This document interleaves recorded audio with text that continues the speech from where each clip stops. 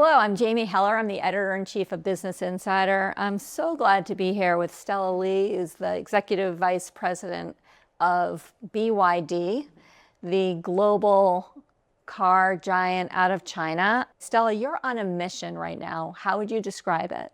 Just make a BYD not only a global company, but localize ourselves. So in the next 3 to 5 years, that will be our focus to put the BYD R&D, put the manufacturing in different regions. We'll have very strong business over there. And then the second mission is tell BYD story, that the whole global understand. BYD is an engineering company. We have 120,000 R&D engineer.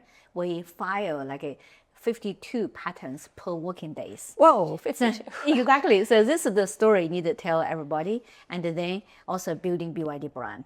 I think BYD is a giant green tech company globally. So let's just go over the numbers. Last year, you sold over 1 million cars globally? No, 4.6 million car and in the overall, but overseas more than 1 million. Overseas more than 1 million. And your goal for this year, 50% higher, right? Yeah. That's your goal. Okay, and what do people not know and why not? I think first we're a new brand to a lot of region. Even in China, we're super big. We have close to 1 million people. And then we're number one, very dominant market. But in overseas, we're a newcomer, so they don't understand. So then this is what we're doing now. And country by country, region by region, we build our local team, then we build our marketing team, then we hire the best like a dealer to work for us. So this is like the work. Is it all? In 2 to 3 years, every place you go, a lot of people know BYD. For example, Brazil. If you go to Brazil, you ask 10 people, 9 people, or maybe even 10 people will know BYD. So is it all organic growth, or are you going to do some M&A to expand, like buy up other companies? No, everything is organic. And why is that? Why wouldn't you do it any other way? BYD is a unique company. We're a giant company now, but we are like a kind of a technology engineer. And the way we operate company is more like a startup and entrepreneurial company. So every day we're talking about something is out of a box. And then the speed we're moving is just like back to 30 years ago, we just started. We have big dream. We want to do something more exciting. We just do it. And then this kind of like a culture, speed, we call culture. Is BYD union culture. Is also the secret, the recipe where you can be successful. But it's not work for other like a well built up, very slow move and a slow decision making legacy company. So I think it's very hard. Yeah. So but if you came into another culture, like let's say you were able to break into the United States, like how would you retain that culture? Give me an example of something that makes you guys special. BYD already very strong in US. So in California, in the Lancaster, we have largest electric bus manufacturer in Lancaster. We hire like more than like 800 union worker there. Then like we are also bigger player for battery storage, a bigger player for solar. Then also we are one of the most important like vendor for a lot of high-tech company produce the IT devices for them. The phone, such as Apple, right? You're an Apple producer? Yeah, besides Apple, we have many other customers too. So BYD in this field, we are the second largest EMS producer. So we will be very strong there. So for us, go to US is not like a something. But what about the auto brand? Auto brand, there is now is too complicated. I think we are not prepared and decide to go to US yet. Okay, so let's talk about the different business lines. So from what I can tell, you've got cars, and then you're also a huge seller of car batteries, right, to other companies. Yeah, exactly. We supply the battery to other like a competition and to be their main supplier for battery. But at the same time, BYD is the leading player for battery storage. Don't underestimate the battery storage potential. Well, I see Ford stock is rising on that too, right? I mean, that's a new area for autos right now with the data center boom. Exactly. For data center, this will give a lot of opportunity for the battery company like us. Then because we can like have 140 feet container and have 10 megawatts hours like a battery. It's a very high efficiency, the best like a structure design the container-based battery. So this will make we can do the turnkey solution to our The customers. turnkey. Mhm. Yes, means we can move faster and more effectively. So this is another area in next several years. I think BYD will play a very strong role. And then it's not only in US, in global, in every place. Then they will need this battery storage. So we've got cars, we've got car batteries, we've got energy storage, electronics manufacturing, working with Yes. Apple, right? Yes. Okay, and then robots too? Or that's part of the lineup? That's the future. So that's what I explained to you. I joined BYD 30 years. Every day it's like an adventure. I feel like it's the beginning of the timing for the big future. Even today, each time I went back to China, I need to learn a lot of new stuff. Then the big learning, I'm still in the process, is two areas. One is autonomous driving. The second one is robotic. So imagine BYD is the big like a user for the robotic. Then we have the huge facility globally. And then we have we are not only produce car, 70% of the components for the car are produced by us. So that's You're a vertical manufacturer. yeah, very deep vertical integration. So then we have all kind of robots in different component manufacturing and also final car assembly. So then we set up a very strong R&D team. We invest a lot of money already secretly, and then to develop the like a robotic for us. But our number one focus is the industry robot. It means you don't need looking like a human being, a human body. You can be Just like effective, just like effective. An industrial You can have robot. maybe multiple hand. You can have the feet is just the block. You can move. Then by this way, it's more effective. And then for my own idea, I think in next 3 to 5 years will be a lot of revolution here. Maybe we can start have some manufacturing is no human being, and then the robot going to run facility. So then at that time, which region and the electricity cost is the cheapest one, then they have competitiveness. So then, but in order to make the electricity to be competitive, you need the battery storage to build. It all comes together. Yeah, it's right? like an ecosystem. But you're saying it's not important for the robots to have a face or to smile or be human. You just want them to be effective in industry. Yeah, this is for robotic is two direction. One is using for the industrial. That's the direction. But another one is to the family, to service. For example, today in Chinese family, we have 4 senior and then 1 young couple, and then they have children. It's impossible for them to be able to take care of the senior people. Now the family need a robot to clean in the house, to be nanny, and then to cook, and then take care also. Do you see that as a market for you? Home? It's a huge market. Even I tell my dealer, saying, for example, when I moved to Europe here, we have a very good traffic, good sales, but then we don't have enough salespeople in the store. Then I think to hire the people in Europe, it's so challenging. It will take 4 months to 6 months to The get labor people. laws and the labor rules No, there? it's just the process. The process is always. Why it's in Europe different from other countries, you're finding? That's the culture. We don't know why. We're also challenging them. Why you only can join Learn us? as you go around the world. Yeah, every place. Why can you join us the next day? In US, in China, they were saying it's good opportunity, they quit, right? But here, say, no, I need a 3 months notice. Then I need a clean up or something. Then it's 4 months. So did not work on the speed we are. And now it's not only for us. I went to all the robotic manufacturer to challenge them, saying, if you make some robot can help me work in our store, I'm going to order maybe 5,000 to 10,000 a robotic from you. One order. So then my goal is to bring maybe 2 robots, 3 robots to every single store.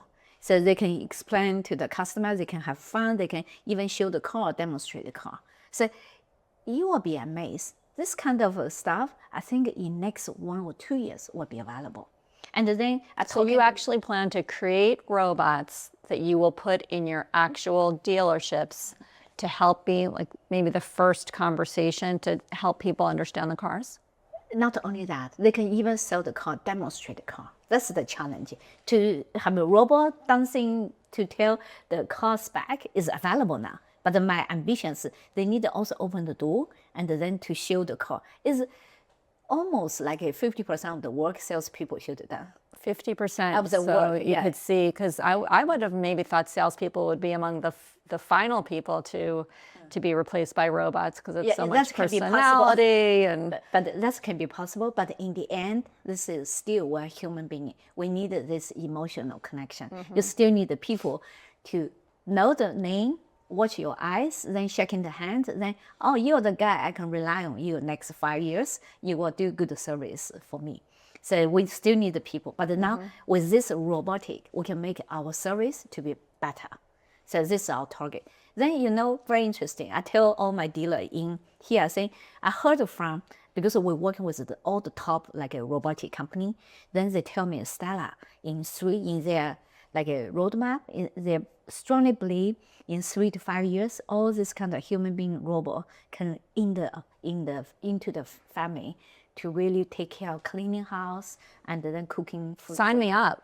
Exactly. Yeah. You want to get this one. I would love Let's it, but in Europe they wanted to do this one too. Then thinking, our dealer store, now you sell the car, now you can also sell the But do you really think it's 3 to 5 years? I mean, I've talked to a bunch of robotic experts, and they feel like the home is the last frontier, that what you talked about in an industrial use of robots is closer in time. Now, some people in China, they're more aggressive. They think it's 3 to 5 years. 3 to 5 But years. if you see today in the CCTV, you saw this year we have 4 to 6 robotic company. It's not only dancing. They play the like a roll over. It's like the whole kung fu, right? And then last year it just like to dance. So just 1 year, it's a huge difference. And then I saw the robot like one in Shenzhen, and then they operate like a policeman working together with police officer to walk on the street.